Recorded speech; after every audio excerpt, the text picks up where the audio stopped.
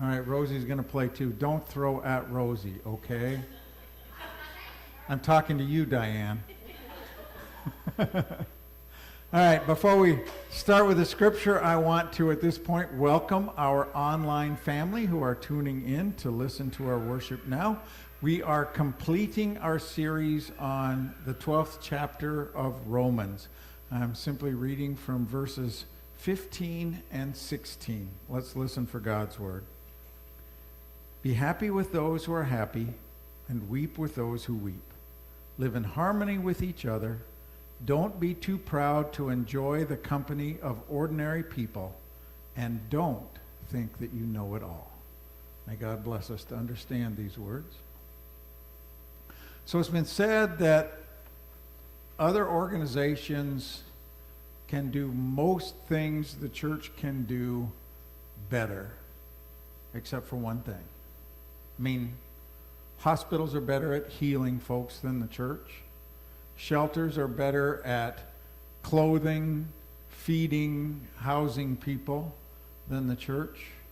The one thing, the most important thing, the hardest thing, to put that first note up, is community. Community is the most important thing that the church has to offer. Now, we've been doing a lot with music, and Diane and I didn't even coordinate the children's message this week, but it works out. How many of you can sing? Well, let me ask it another way. How many of you claim you can't sing? Can't sing. And most of the hands go up. Interesting statistic. You ready for this? Only 8% of people are actually tone deaf. 92% of all people can be taught to sing. Think about that. 92% can be taught to sing. It's just that we don't do that very often. And I think, if you go to that next note, that music is a great metaphor for the church.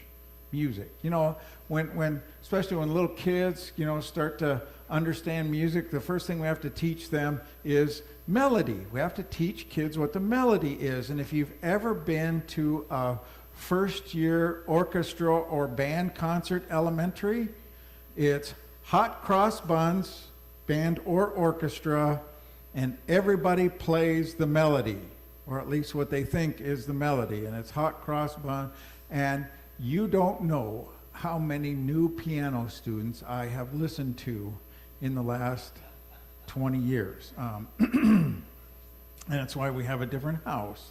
But it takes a while. You have to learn melody before you can start learning the other things, and then there's things like harmony and counter melodies and dissonance that has to finally be brought back into harmony and resonance, and you have to learn all those different things. And so I really think when you get right down to it, music is a great metaphor for the church. So you go to that next note, harmony is essential for the church.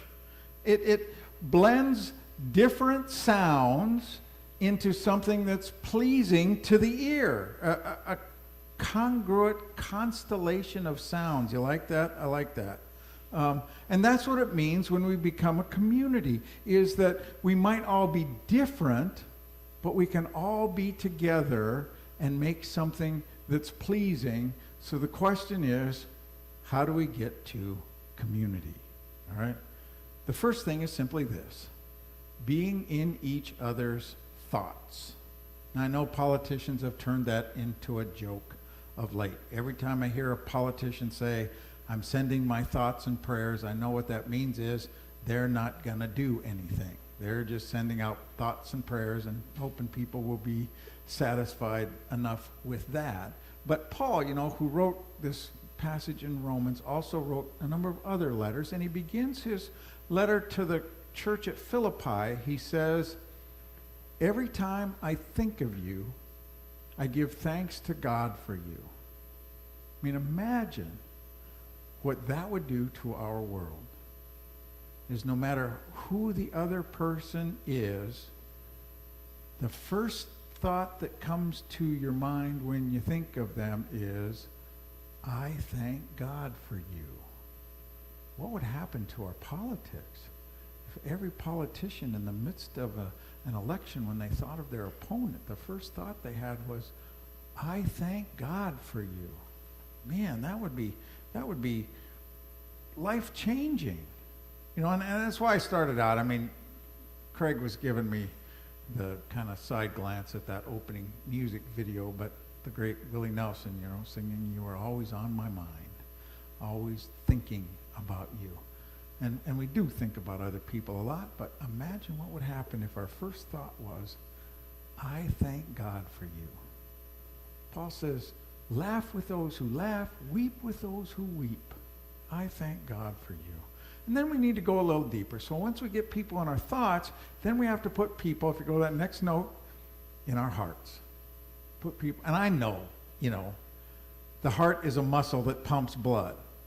But in ancient days, they thought emotions resided in the bowels, and I'll just take the heart, okay? I'd rather have the heart. But what that means is we go beyond thinking to actually caring about the other person, you know, and caring means action. We can think about folks without taking any action. We can't care about them unless we're willing to take some action. And excuse me, I'm having trouble with my voice this morning. You know, Paul said in Corinthians, you know, faith, hope, and love, the famed 13th chapter, these things remain, and the greatest of these is love. And James wrote, faith without actions is worthless. So when we care about people, it means we start thinking, and not just thinking, but acting toward them. There's an old story about a king who decided to have a race for all the young athletic people in the kingdom, and he called for a race, and he said the prize would be a bag of gold that he held out, and they mapped out a course through the streets of the city, and it wound up in the courtyard of the palace. And so all the best runners in the kingdom signed up because they all wanted that bag of gold, and they all gathered and they started the race, and they all took off running through the streets. And they got toward the end of the race, and they came down a narrow street, and there was this huge pile of rocks and debris that blocked the entire street. So immediately, you know, they start climbing over, and most of them were able to get over, and they got into the courtyard, and they were all back except one. And the king refused to end the race until that one got there. And hours later, this guy comes straggling in, and he's covered in bruises, and his hand is bleeding. And he went up and he apologized. He said, I'm sorry, King, but I came around this corner, and there's this huge pile of rocks and debris, and it took me a long time to move all the rocks away. And I even injured my hand in the process. But he said, when I pulled the last rock away, you know what I found? This bag of gold at the bottom of the rocks. And the king said, you are the winner, because the best runner is the one who clears the path for the people coming behind. Thinking about somebody else isn't enough. It's acting. And it's hard because, like we saw in the video on the poop cruise, when we go into survival mode, we start thinking primarily of us. The great Leonard Bernstein, I love this, was asked one time, what was the most difficult position in the orchestra to fill? And he said the most difficult is second fiddle. Nobody wants to play second fiddle. And especially when things get hard, then that's when we want to start thinking about ourselves. Basketball coach Pat Riley wrote a book, and I don't know the title of the book, but there was an excerpt of it after the Lakers. He coached the Lakers, remember, with Kareem Abdul-Jabbar and Magic Johnson and all the others, James Worthy, and a bunch of really good players, and they won the 1980 NBA championship. And everybody thought they'd repeat, so they started the next season, 80-81, and right at the beginning of the season, Magic Johnson tore the cartilage in one of his knees, and he was going to be out for 3 months. And everybody kind of panicked a little bit, but the other players on the team decided that they would just step it up, and they worked harder and harder. And you know, almost 3 months in, they're still winning 70% of the games, but everything around was, when is Magic going to return? And in February, the announcers, every time there was a break, would say, mark your calendars, February 27th, Magic Johnson returns to the Lakers. And on that day, February 27th, the stadium was filled. Over 17,000 people came in, and everybody who came in got a little button to wear that said, "The Magic is back." And even though Magic Johnson wasn't starting that game, and usually they only introduced the starters, he got introduced to the game. And of course, the other players were getting a little tired of it because they'd been winning 70% of the games, and they were being completely ignored. And Riley says in the book, it didn't say who they were playing. It was one of the more inferior teams in the league. They barely beat them. And he said after that, the entire team fell apart. The players started fighting with each other. The coach was fired. And they got beat in the first round of the playoffs that year. He said it was one of the greatest declines in NBA history. And they fell apart, he said, because of the disease of me. I like that. The disease of me took out. Nobody wants to play second fiddle. There's a story about one of the earthquakes that tends to somehow pick on Haiti. They were talking, hit Port-au-Prince, and it was above 7 point whatever on the Richter scale, and a lot of damage. And they said the hardest thing they had to do, it took out all of the infrastructure. There's no electricity, took out the cell phone towers. You didn't have cell phone service anywhere on the island. It was a terrible time. And he said the worst problem they had was trying to get people to leave their houses because they didn't want to leave. They thought they could stay in control even after an earthquake.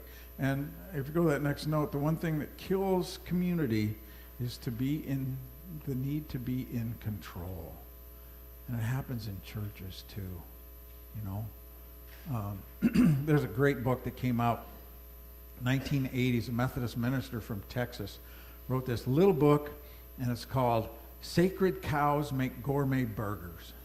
And I actually brought him up to do a 2-day teaching at our church. I thought it was so important. But the sacred cow that he was talking about is control. And he said that's what's happening to churches is there are groups that think they need to be in control. And so we started to implement his ideas at the church. And one of the big things we had was the church had 3 worship times every Sunday. And there were 2 real traditional worships and then a more contemporary one kind of in the middle. And it was during the contemporary one that we held Sunday school.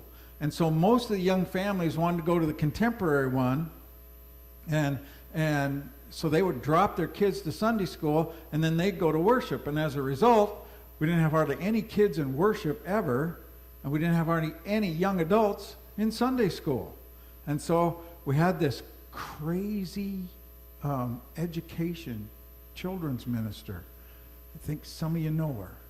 And she and I got together and devised a plan. We would spread 2 of the worship services apart. If we went 10 minutes earlier on the first one, 10 minutes later on the second one, we'd have a 45-minute period in there that we could have Sunday school that wasn't at the same time as worship. And so she went out and talked to all the Sunday school teachers. Does this sound like a good idea to you? And got 100% yes response from all the Sunday school teachers. So that fall, we implemented it. And since we were doing things without control, we didn't ask the board if it was okay. And the first board meeting, this woman came in and she was hot. She walked in and she said, "I want to know who made this decision." And I said, "Linda, I'm not going to have that discussion. I'll be happy to talk about whether or not you think it's the right decision, but the people who do the work made the decision, so it's their decision to make." And of course, then I got shoved out of the church and they went back to the old way. Because we have this need to be in control of everything. And when we're in control, of course, we don't want change. Getting back to music, every musical genre that's come along, every person who's pushed a new kind of music has always been opposed. You know, Beethoven kept going on the same melody over and over. He drove it into the ground, and Mozart was frivolous, and Shostakovich was just cacophony, and jazz was without form, and rock and roll was of the devil. You remember those days back then? I remember my parents, that's not real music. Why, back in my day. And rap is rancid. And, you know, so I tell my kids, back in my day, because that one's true. I remember when right after I got out of seminary, we started into the worship wars, because that's when contemporary music started coming into churches, and churches were at war with it. And I was living in Burke and single, and I had cable TV, but there weren't very many channels. You know, there were like 14 channels, and 2 of them were national channels that weren't networks. We had WGN out of Chicago and WOR out of New York. And on Sunday night, there was nothing good to watch on TV, so I started watching Evangelists on WOR. And I listened to Jerry Falwell, and he did a 31-week series of sermons on the book of Proverbs, 31 chapters. He did a chapter a week. And I discovered during that the primary message of every chapter of Proverbs is abortion is wrong, even though it didn't exist back when Proverbs was written. But then Jimmy Swaggart would come on, and Jimmy did a show.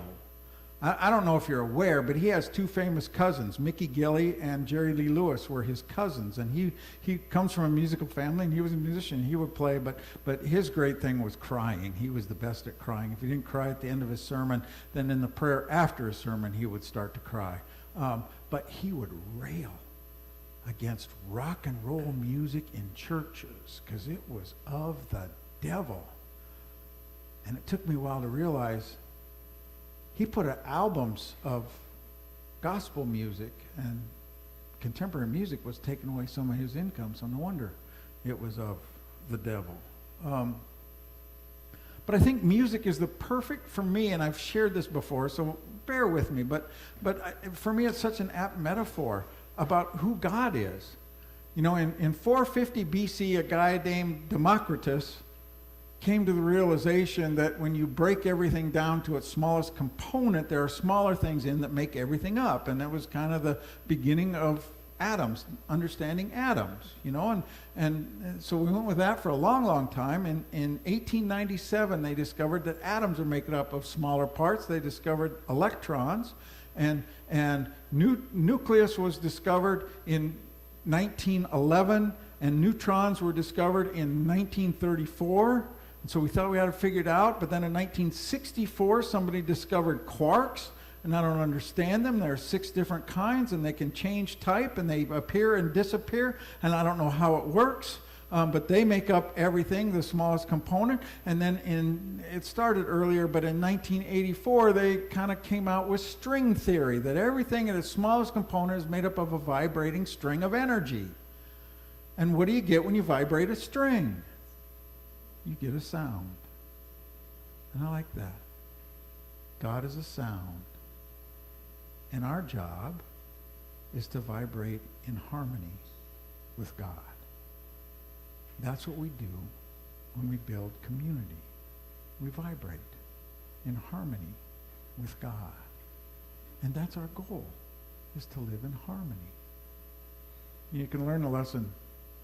Ever watch the geese fly when fall comes? You see the geese start to fly, and what formation are they always in? A V. You know why that is? Because when a goose flaps its wings, it creates lift to the geese behind it. It's 71% easier for the geese behind the leader to fly, and that's why they have that perfectly formed V all the way out. And so I think, you know, there's some lessons that we can learn from that. Number one, if we're going to be a church, we need to be going a common direction, right? We need to all be kind of going the same way. And it's probably best if we stay in formation, because that's what happens when a goose falls out of formation. It realizes how much harder it is to fly, and they swing around and get back in formation. And then, you think, well, that's great, except if you're the one out front who's creating all the lift for everybody behind. But when that goose gets tired, they just rotate to the back and somebody else comes up and they just keep flying and fly for miles and miles and miles like that. And then the geese in the back, you hear them, how much noise they make as they're going over? It's because the geese in back are honking encouragement at the goose in front. And there's a real lesson we need to learn at the church. All of our honking should be encouraging the people. We should be encouraging each other all the time. And if a goose gets injured or some hunter takes a shot and wounds a goose and it drops out of formation, 2 other geese drop out with it. And they stay there until either the goose dies or it heals. And then they get up and they fly faster until they catch up with the rest of the flock. Being in harmony and working together. And I think it's the one real thing the church has to offer the world. If we can do that, if we can be in harmony with God. Now I have a video clip I want to show us, so I'm going to say goodbye to our online viewers and invite you to come worship with us in person, because then you get to see all these great video clips and meet all these wonderful people. But thanks for being with us. Hope we'll see you next week.